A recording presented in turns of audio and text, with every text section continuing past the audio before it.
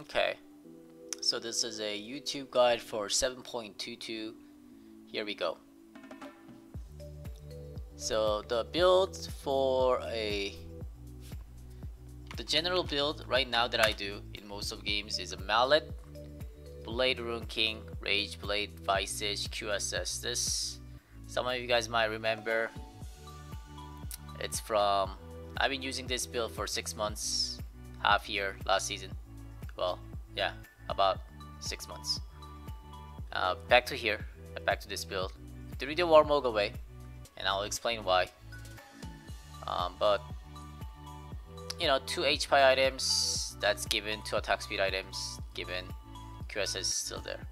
And the another build is that the iPav's build, Liandry instead of Mallet, and we put the Nature Sus. That's only 1 attack speed item right there. Voice Staff to amplify the iPav's damage, and a QSS still there. QSS is always optional. You can always change that. Visage is also optional, depending on the if they don't have an iPav's dealer that you don't have to really fear of. You don't need it. And now the most important part about those is the runes. Now this one, did I oh, okay, well, I'll do it right now.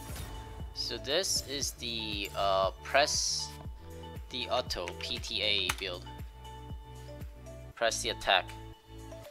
Press the attack is the strongest keystone out of these 3. Lethal tempo and fleet footwork. So a lot of people ask me about the lethal tempo on the Teemo, and press the attack does more damage for the Teemo compared to the lethal tempo in every single scenarios, with the items, without the items, whatever, the level 1, level 18, all around. Triumph, this is like a dangerous game, really good right now. I think they might nerf it to 10%. Right now it's a 15%. Yeah, it's a little too much. I think they will nerf to 10%. I think even if they nerf to 10%, I'll probably use it. Alacrity, attack speeds. Attack speed that can go up to, starting from 3% and then go up to 18%. Last Stand. Now this is quite interesting. You can go one of these 3, to be honest. A cut down is better versus tankers, and coup de grace versus a last stand. See, logically, coup de grace makes more sense, and that's what I thought too. But then I have played with the last stand too. Ended up that last stand actually doing more damage, more total damage. I think that's because the way that I build the Teemo is a kind of tanky-ish. That's probably why. For the champions that has a lot of HP, probably does more damage with the last stand. But for the champions that are very squishy, it's probably better with the coup de grace. And you know how we build a Teemo very tanky. I think that's why last stand is better for him. Chip shot is probably the best damage one out of all of the secondary domination one. And the Revenant Hunter. Now this one is really overpowered as a Teemo. You have to have this. Okay, so it's quite hard to understand if you just read these texts, but I even tested it out in the game. What it does is that it provides you 2.5% of a healing, and then it provides you up to 15% as you stack to the max. So what it means by healing is that all the damage that you do basically heals. It's kind of like a Gunblade. Gunblade also provides you 15% healing of all the damage, but it says your abilities, so it does not count the auto attack portion of the damage. What it means is that, you know, as a Teemo, when you land the damage, you do both physical and magical damage, right? Magical damage is the portion where Revenant Hunter counts, but not the physical damage part. Now here's a tricky thing about it though. If you have a recurve bow, which provides you 10 physical damage on hit, now does that get applied onto Revenant Hunter? And yes, it does. Yes, it does. And so does Blade Rune King. Acts the same way. Blade Rune King, it counts. Even though it's a physical damage, it counts for Ravenous Hunter. Yeah. The key word of this is it says heal for percentage of the damage dealt by your abilities. Your ability right there, that's the new keyword, the new term that Riot has inputted, that which almost everyone don't know about it yet. And I tested it out on the tool, practice tool, and then it counts the items, like item passives, item actives, and of course it counts your abilities too. Therefore, since my Teemo relies a lot of damage through like items, such as a Blade Rune King's passives, or Wits End passive, stuff like that, now those counted to a Ravenous Hunter heal.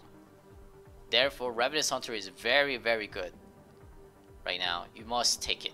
Yeah. Just in general, just even without those items, Ravenous Hunter is very good for Teemo. Just for Teemo. Yeah. And for other champions too, maybe. Probably want to carry in our Akali. It's really good too. Now that's a P-Tie 8, and now A-Pi build, I go Airy. Summon Airy is what I do with the A-Pi Teemo. That was the build for the Liandry one. Yeah. Ultimate Hat provides me up to 15% cooldown reduction for just the ultimate, which is really good for Teemo. Some people likes to go mana flow band too. That's okay too, but I really like a 15% CDR on the ultimate, and I think that's really a goal for Teemo. Yeah. Transcendence provides me 10% CDR. Now this one you don't have to go. I think the absolute focus is also okay too. I didn't really spend too much time on the A-Pi Teemo too much. I'm still testing right now. And Scorch is probably the best for Teemo too. And the same thing, Domination. Yeah. And I think probably Precision is alright too, because the attack speed is so slow. Other than the Precision, everything, the attack speed is very slow. If you take the Precision on a secondary, by the way, you'd go Alacrity, and that will provide you up to 18% attack speed, which is still lower, probably half of what you can get compared to the Precision as a primary. Yep. Anyways, same thing applies. Yeah, Chip Shot and the Revenant. In this case, Liandry effect. Liandry passive does apply to a Revenant Hunter, and he heals you quite a lot. It's very good. Yeah, it's very good. And like, okay, so compared to the Gunblade, the only thing that it does not count is your auto attack physical damage portion, but not the physical damage portion of a Blade Rune King. Those counts, the passive from the item counts, but not your own base Teemo auto attack damage. That's the only thing that does not count. Other than that, the healing counts everything. So it's very similar to the Gunblade, I would say. So yeah, that's the new runes and the builds that I'm doing right now. When to go which build? P-Tie A, I'd go every single game except the Pantheon match. Pantheon match is the only match that I go Airy. And honestly, for a Pantheon match, I'd probably start with the Mallet though. You can go with the Liandry too. Liandry makes more sense for A-Pi Teemo, but Pantheon though, I'd just build a Mallet first item, even with the Airy, and then build kinda like this. This is not straight. Yeah, I think this build is okay if you're the only A-Pi dealer on your team, that you don't need a voice staff to really amplify it or penetrate their magicians. If you're the only A-Pi dealer on your team, then enemy team usually do not tend to grab magicians. If they do, then yeah, you need a voice staff. But if they don't, then without grabbing a magic penetration, it's alright. Wits End provides a little bit though. Yeah. One or the other. This build, the bottom build is like you can go either P-Tie or Airy, but the Pantheon match is the only match that I would go Airy right now. Other than that, I go with P-Tie. And some gimmicky matches. So if they bring like any top, Nivea top, Cassiopeia top, those kind of like gimmicky, if they bring those up, I'd also go with Airy too. Yeah. Pantheon is honestly counted as gimmicky top pick too. Because against those gimmicky picks, you cannot really... The main reason why they pick a gimmicky pick is just to completely shut down the Teemo. And what it means by shutting down the Teemo is that not allowing Teemo to auto-tag. Right? Guess what? You don't have to auto-tag. Max your Q or just auto-tag once by just, you know, maxing your E and backing out. And Airy will deal the job. Airy will do a lot.